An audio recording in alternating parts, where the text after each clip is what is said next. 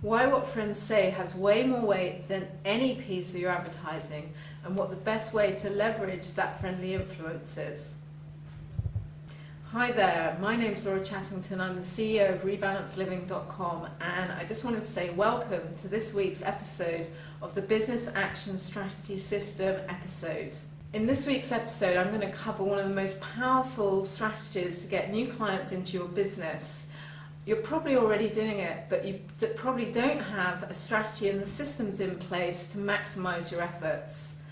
The strategy that I'm talking about is what we all call getting referrals. So let me give you a scenario. You're going out, it's Saturday night, you haven't been out for ages, and you and your partner need to choose a restaurant to go to. There's a new restaurant, it's an Italian that's just opened, and you've seen the ads all over the place. You've probably seen them in the newspapers, you've seen them on posters, you've seen them, maybe you've even heard it on the radio, and they're talking about they've got a really special offer where you go and your partner goes for free, or there's a free pudding and a glass of wine for anyone that comes in that's new. Your friend also has recommended a restaurant to you, which is basically this French restaurant that you've really got to try. She says that the food was fantastic, the service was absolutely fabulous, and she even said that the bathrooms were really nice. And you know, if the bathroom's good, then that means the food's good, right? So which one would you go for? Do you go for the Italian with the fantastic offer that's just opened down the road? Or do you go for the one that your friend recommended? I bet I know which one you're going to go for, because it's probably the same one I would go for. I would go for the restaurant that my friend recommended. Why? Because I trust her.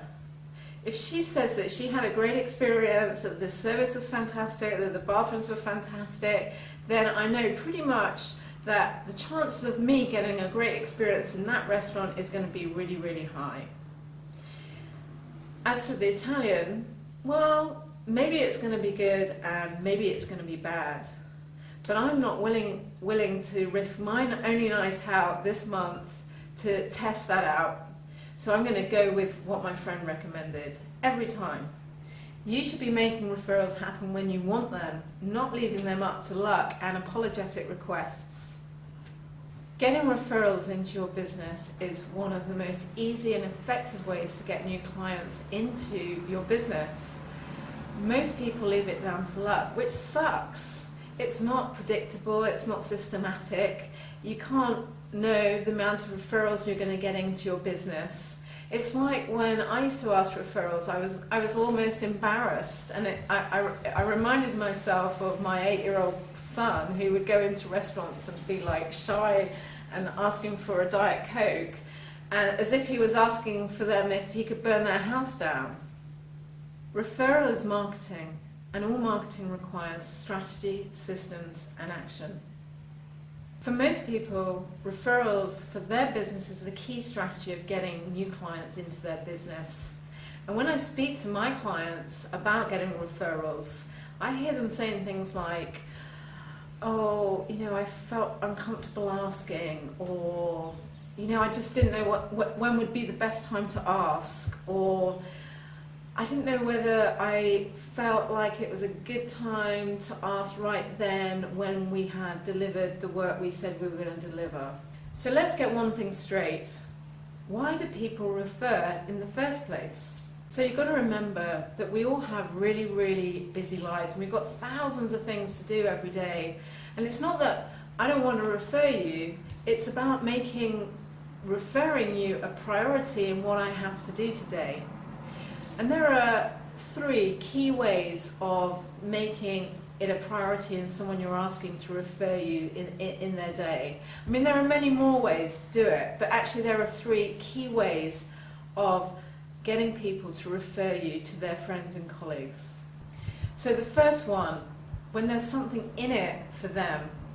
Now, that could be commission, it could be chocolates, it could be presents, it could be taking them out somewhere. But when you give somebody something, when you incentivize them to make the referral, then that referral task goes to the top of their list so that they actually go out and do that for you. Number 2 is when it makes them look good. Now, they may not say if they want to look good, but actually everyone likes to feel like they've had a good experience and they want to recommend it to people because it's cool, or they've kind of done it first, or that it makes them feel like they're important or they're good friends. And that's not something that they would come out and say, but that's kind of what's going on underneath. So if it makes them look good, they'll refer you. So that's number 2. Number 3 is the law of reciprocation. And the law of reciprocation basically states that when somebody gives you something, you feel obliged to give them something back. And this happens at a really deep level in us, and we feel compelled to want to return the favour, to want to give back. And that's the law of reciprocation, number 3. The obligation to give back. When somebody does something for you, you feel obliged and compelled to give something back to them. And funnily enough, when you know about the law of reciprocation, and you know that it's going on, i.e. somebody's giving you something and you know that instinctually you want to give them something back, even when you know about the law, it doesn't make you not want to give them something back. And in fact, I find when people do something for me, I'm really keen to reciprocate back to them as soon as I possibly can. And the law of reciprocation is about giving people something so that they give you something back. So when you're working with your clients, when you deliver the value, when you deliver what you say you're going to deliver, that is the time when you ask them for a referral. And if you do it systematically and sequentially, and you say it at the right time in the right way, that is how you use the law of reciprocation to maximize getting those referrals back into your business. So how do you get regular, systematic, referring clients whilst maintaining your pride, your principles, and English prudence, if you're English that is, and still explode your client list?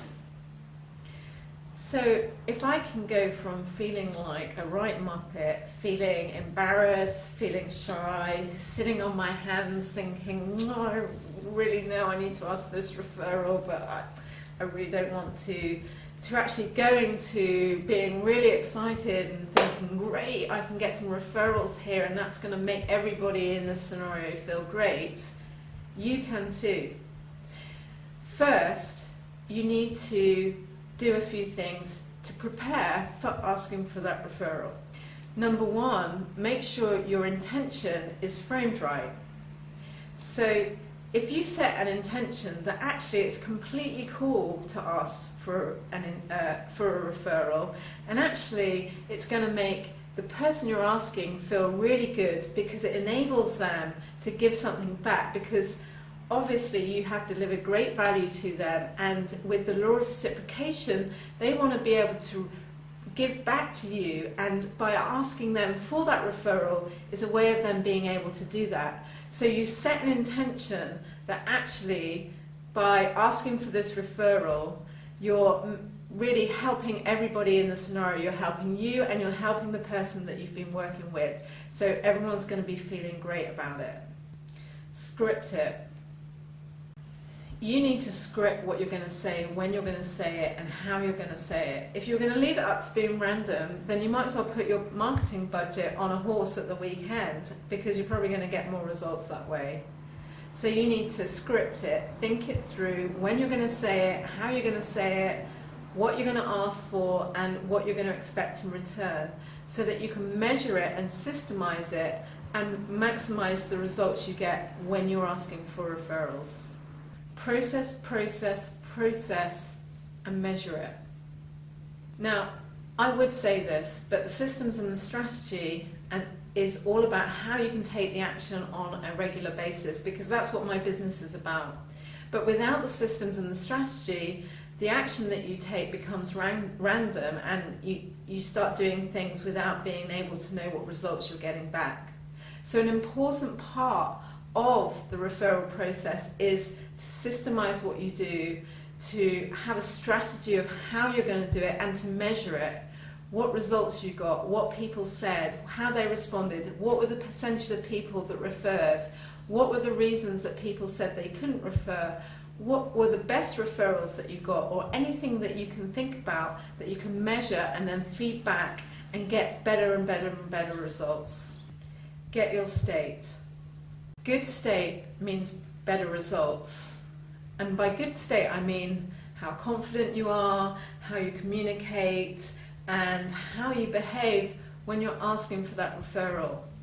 And getting state is about how you hold yourself, your physiology, how you're breathing, and kind of what's going through your head so that it affects your emotions, because when you have good state, you perform better. And when you perform better and you apply that in a business context, you get better referrals. So having good state is really important when you're asking for those referrals. And I would actually go as far as saying that having good state at any time in your business gets you and maximizes the results. Use many measured referral strategies tested for optimal results, and that is what's coming up next. Finally, the referral strategies to implement, test, and get new clients. So number one is ask. And lots of business owners don't even do that. Especially us English, because we feel like we shouldn't do that. But asking for a referral is like the first strategy that you should be doing. And the key to the strategy of asking is when to actually ask. And asking for a referral is basically at a time when you have given value to the client and the client acknowledges that you have given value. So either you're giving them the product that you've sold them, or you're giving them the service and they have said, thank you very much, I really, really appreciate it, and yes, I have got the results you said you were going to deliver. And it's then that you want to ask for the referrals, when they acknowledge the value that you have given them. So it's the point of when you ask for the referral that is important, but you've got to remember to ask. Number two, incentive. So whether you give them 100% of the transaction, whether you give them 50% of the transaction, whether you give them a percentage of the transaction over a period of months, can be completely up to you of how you want to incentivize them. But by giving them that incentive, it gives them a reason to do it right now. And it's not that they wouldn't refer you, it goes back to what I was saying before about the fact that you have to make it a priority. Now, in some cases, people may not want financial incentives, or maybe the scenario that you're asking for that referral doesn't kind of feel right or comfortable by offering a money incentive. So it could be something completely different. It could be that you give them a present, or you take them out, or you do something else that is an incentive for them again to make that referral a priority. And obviously for some people a financial incentive isn't kind of relevant, or it's not comfortable, or it's not something that's going to incentivize them in the first place. So you just need to think through what is it that you can give them in return for them helping you by giving you referrals. And you know, maybe that's something that you can do for them, or maybe it's somewhere you can take them, or something that you can do that really helps them out either in their personal lives or in their business lives. So money isn't always an incentive, but there are lots of other things that can be. Number three, social credibility.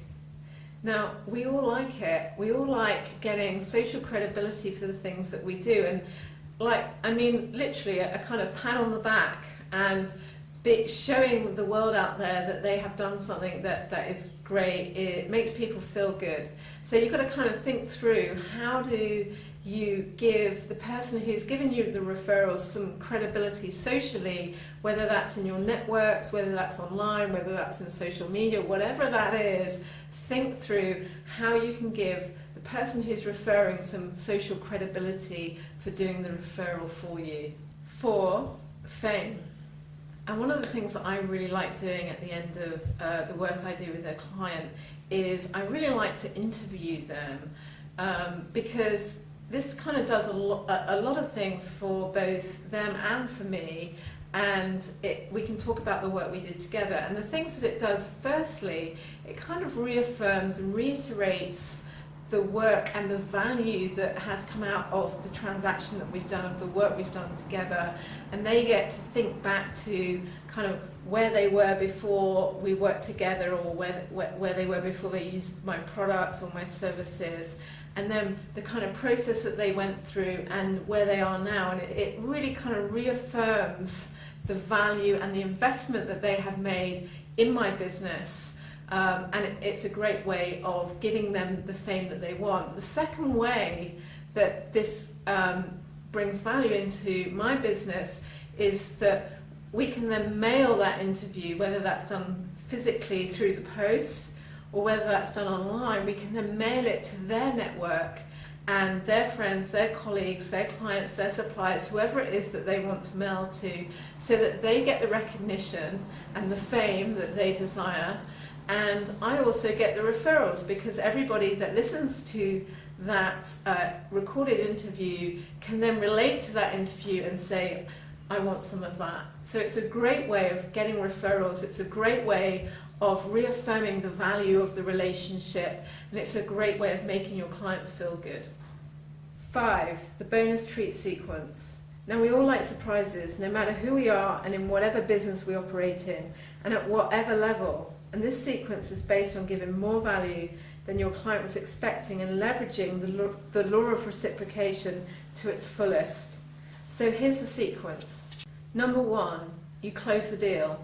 Send them a thanks in whatever media you choose, and explain to them that over the next few weeks you're actually going to give them an unadvertised bonus. Now, you may or may not want to call them this again. You'll have to massage the words. The first one will be in about 10 days, and make sure they look out for it. This is great because they start anticipating the bonus, as we all like surprises. Step 2, after 10 days, deliver the bonus in whatever media you choose, and tell them that this is the first of 3 bonuses, and thanks again for the investment they've made. The second and third bonus are going to be on their way, and the third one is the best one and the best value. Again, how you articulate this depends on who you're talking to. I just want to give you the framework. Number 3, 22 days later. So here is the second advertised bonus. It's really great to be in the business with you. P.S. Watch out for the third bonus and the final bonus, as it's the best one. Number 4, step 4, 32 days later. Here is your third and final bonus. Just go to www.xyz.com to get it, as you need to track who actually goes to get it. And step 5 is when they have the value and you know they appreciate the value, you ask them for the referral. You can even put it in a testimonial survey with the option to refer there too. So the key is to tailor the language and the bonuses so that your client appreciate not only the service you provide that they bought into, but also that you are showing them extra care and attention, making them feel like they're the only client you have. And ultimately, the value you give them, they not only get, it is communicated in a way that means they're very conscious about it and that it's a different strategy altogether. It depends on how your clients do business and what business you do with them, and testing what gets the best results. The principles are the same. We're all emotionally driven humans. What you do to help them refer.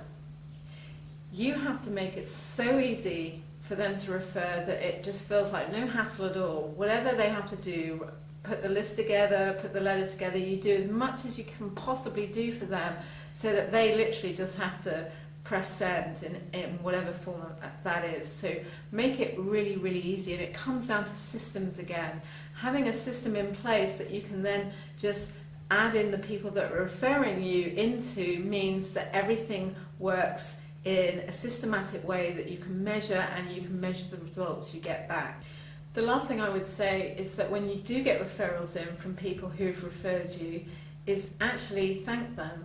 And you could send them a letter, which is a really nice thing to get in the post, or send them something, because not only does that say thanks, which is a great thing to do, but it also fires off the law of reciprocation again. So you're getting the referrals, you're thanking them, and you get into this great loop where they're really, really keen to keep on referring you, and you get more new clients.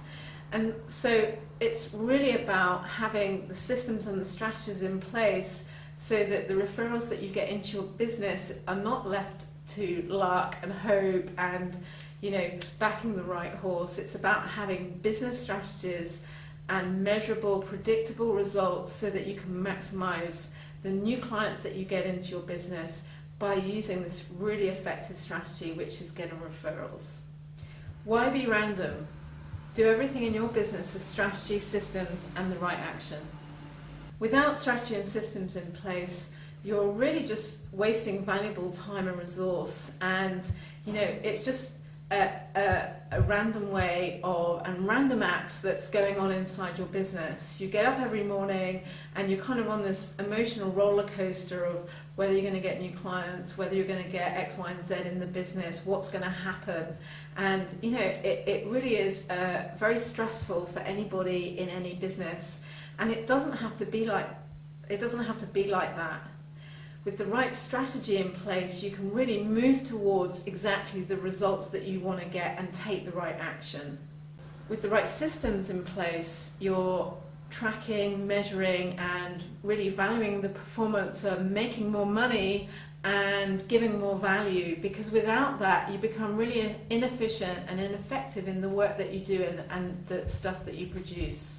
And with the right strategy and the right systems in place, you actually take the right action, and it doesn't come down to that horrible word that I really hate, which is motivation.